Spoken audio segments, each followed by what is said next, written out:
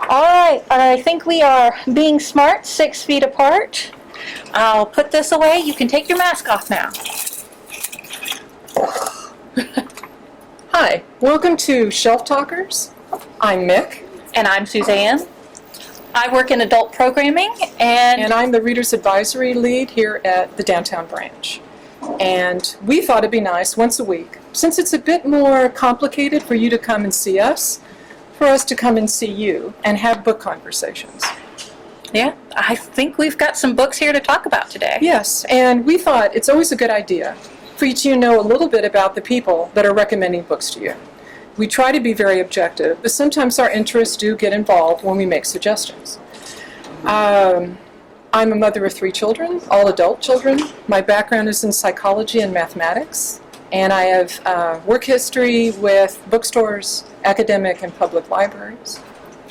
I just had my first child, and I am not really have a big history in books, but I've been with the library for about 5 years now, and I've been an avid reader basically since I could walk. My parents are avid readers, and they read different genres, so I grew up with a little smattering of everything at our library at home. So I've got some eclectic tastes. So the library this month are exploring different ways of interpreting escape with a book. Our interpretation has a little deal to do with setting and travel. So we thought you'd get to know us better if we talk about 4 or 5 books that we really like ourselves. One of the downside to working at a library is that my first selection that I really enjoyed is currently checked out by a patron. One sometimes has to give up one's books. Or get on the hold list, and so the next time someone turns it in, you can have it picked up for you. Good point. And do curbside with that even. If you have a book on hold, you can call when you get to the library in our curbside spots, and we will check your holdout for you and walk it out to the table outside, and you can pick it up outside, so you don't even have to come in. Yes, and we would be glad to do this. So my first title is The Darker the Night, the Brighter the Stars, A Neuropsychologist Odyssey Through Consciousness by Paul Brooks. This book, this neuropsychologist starts with the death of his wife from cancer. And he starts on a journey experiencing grief, death, and consciousness, the history of consciousness. I highly recommend it. And I think other people think so too, since it's currently checked out by someone else. Another one of my favorites, Einstein's Diaries. This is the first book in the series. It's about a 5.5-month tour that he took of the Middle East and the Far East with his wife at the time, Elsa Einstein. This diary is written in a telegraphic format. Can you imagine his brilliant mind focusing on what he's seeing and experiencing in those areas of the world? He talks about politics, art, philosophy, and I really enjoyed it. It does also bring up, however, a few of his own personal flaws, but I still found it interesting. This one, Spying on the South, is about the famous, and he died just at the end of last year, I think, the foreign correspondent, what's his name? Tony Horwitz. He is the author, I don't know if you're aware of the 2 books that he had written before, some of his books, Confederate in the Attic, Blue Latitudes. But essentially what he does in this book is he retraces the journey that was done right before the beginning of the Civil War by Frederick Law Olmsted. And his postings, as he's going through the South, what he's experiencing, were published in the just started New York Times. And so Horwitz is revisiting these. And I found it a really interesting take on the South. See, one of the best for last. Chasing New Horizons, this book by Alan Stern and David Grinspoon. I'm afraid I must admit I have a personal interest in this book. This is about the probe, the New Horizons, and its mission to Pluto. But my son was involved in the study of the data from SWAP. That was the solar wind instrument that was on there. It goes into the science, the politics, the egos of bringing about such a great achievement as this probe. So highly recommend that as well. And last but not least, The Invention of Nature by Alexander von Humboldt's New World. Excuse me, not by him. It is by Andrea Wulf. Humboldt was an explorer, a naturalist. He went to another trip I wish I could have gone with someone. He went to Siberia, volcanoes. His explorations are just fantastic. He came up with one of the first and very radical views of what nature really is, which is that it is complex, that it's interconnected, and it's not all about humans. There are a few animals involved in all these equations. So these sort of explain where I'm coming from, my interest, and the kind of travels I would like to take if I was escaping into a book.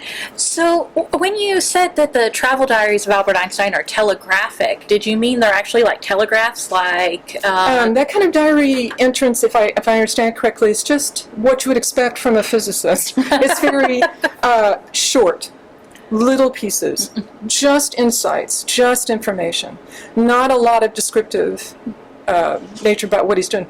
But they seem to be very intuitive, very precise, just like you would expect from someone that was as brilliant as Albert Einstein. Yes. And Spying on the South, I had never heard of the original piece that he is following. Does it cover those articles as Yes, well? it does. So if you haven't read them, you can... Yeah, it alludes to them, and I don't know if you're familiar with Olmsted. He, after experiencing this, he went back to the East and decided that he felt, one of the things he learned, that there needs to be public spaces that's for everyone. Mm-hmm. He saw a lot of division in society that was not very common at that time. So he's the one that designed Central Park in New York City and other architectural kinds of things. So yeah. Those all sound fascinating. I know. I have fascinating interests. Yes, do. I do. So for mine, I went with some fiction choices. And it's a little bit harder where, how do you escape into a book with fiction? And I decided to go with settings that I would like to visit. So let me start with my real settings here. So my first one is When a Scot Ties the Knot by Tessa Adair. It's a romance novel set in Scotland, and it is fantastic. So the concept is this girl, she's painfully shy. She does not want to make her debut season. So she invents a lover and writes this imaginary person letters. And to keep the story going, she actually mails them. And then years later, after she's killed this poor imaginary soldier off, a man shows up at her house with these letters and the same name as the imaginary person, saying, hey, you've been telling people we're getting married, let's get married. And it's a great romance. It's funny, it's kind. One of the big things in romance novels that I'm a big fan of right now is this push for consent. And so this book, they actually have conversations before anything happens. They actually talk about, is this what you want? Is this okay? And the ramifications. And so I really like that. And plus, it's a really cool setting in Scotland, in a castle and everything. Who doesn't want to go to Scotland in a castle? I remember you made me read that one. I did. I've been making I really liked it. I like it. the humor involved in the Yes. characters. The really good characters she does. Yes, and it feels like they're on equal footing. Sometimes with historical romances, you get kind of uneven power settings where the male has a lot of power over the female, and those get a little iffy sometimes in the romance. But this one, they feel very equal.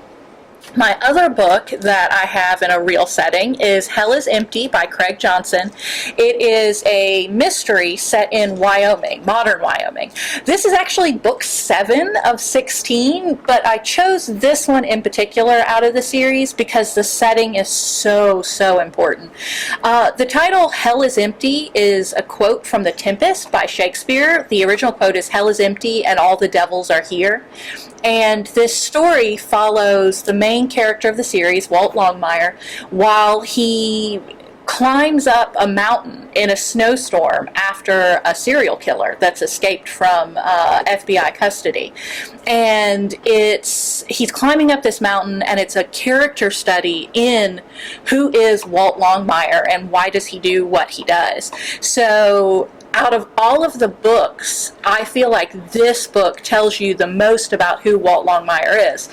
But I think you need to have read the other ones so that when you get to book 7, you can really feel like you're getting to know the character. But the Walt Longmire series by Craig Johnson is fantastic. I love it so much. So that was that one. And now we get to some fiction settings. This one, written and read by Anne Bishop, this is the first in her World of the Others.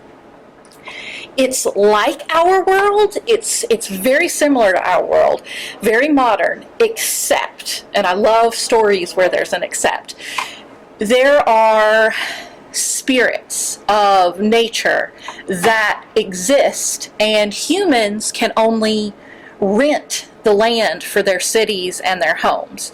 And this book follows Meg, who is a prophet, basically. She's a blood prophet. And she escaped from her handlers, and she ends up in the Lakeside Courtyard, which is the home base for a city called Lakeside, where these others live.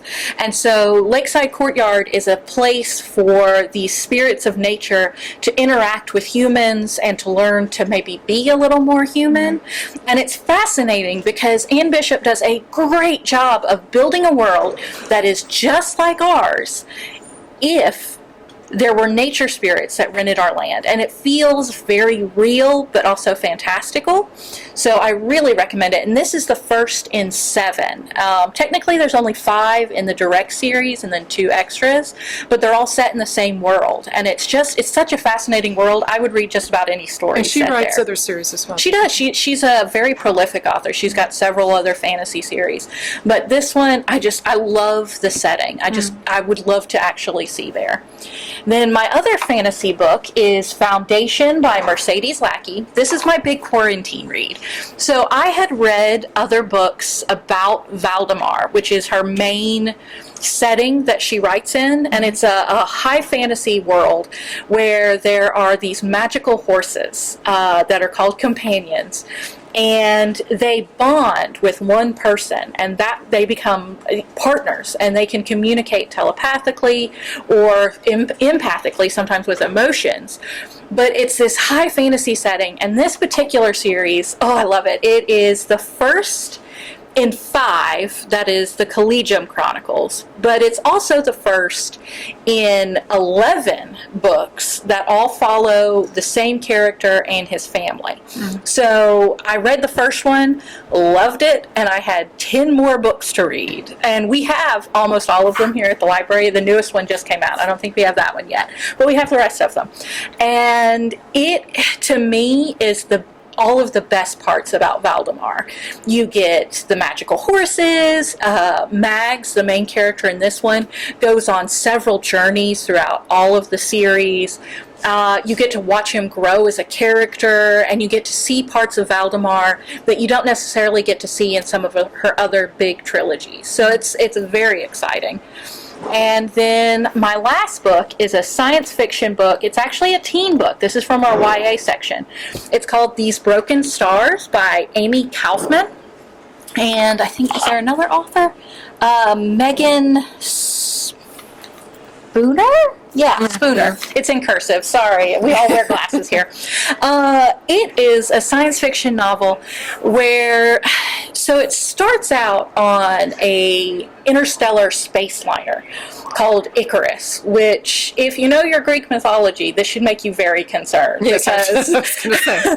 Well, you wouldn't be wrong, because there is an accident and the Icarus is destroyed, and these 2 people from very disparate classes in this world land on a planet, and they don't know where they are. And this planet, so it's a future it's not really plausible, but it's sort of plausible in that humans have spread out from Earth and terraformed different planets.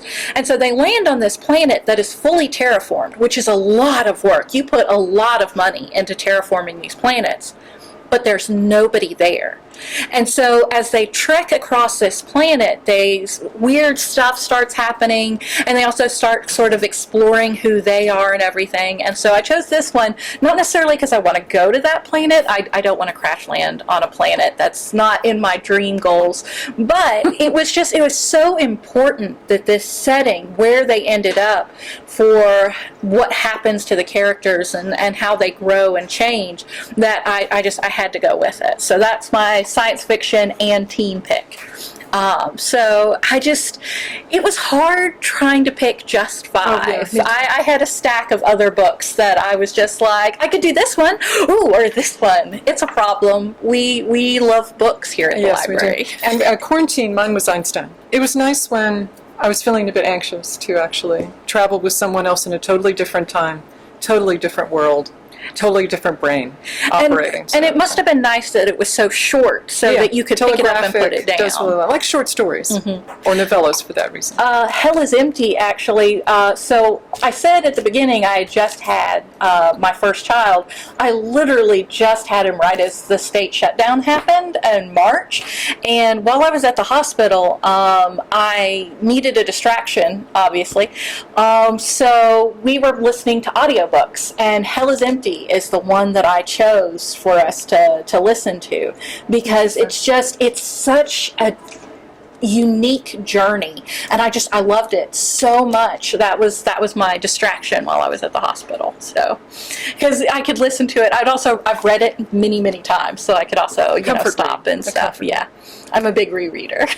Well, thank you for joining us today. Yeah. I'm not that familiar with Facebook postings, but you can let us know if you're interested in any recommendations. You can also reach us by downtownra at hmcpl.org, and all that information will be given, plus the titles and authors of the selections that we have. And we'll see them next week, right? Yes. Hopefully, if it turns out well. Anyway, thanks again. Thank you so much.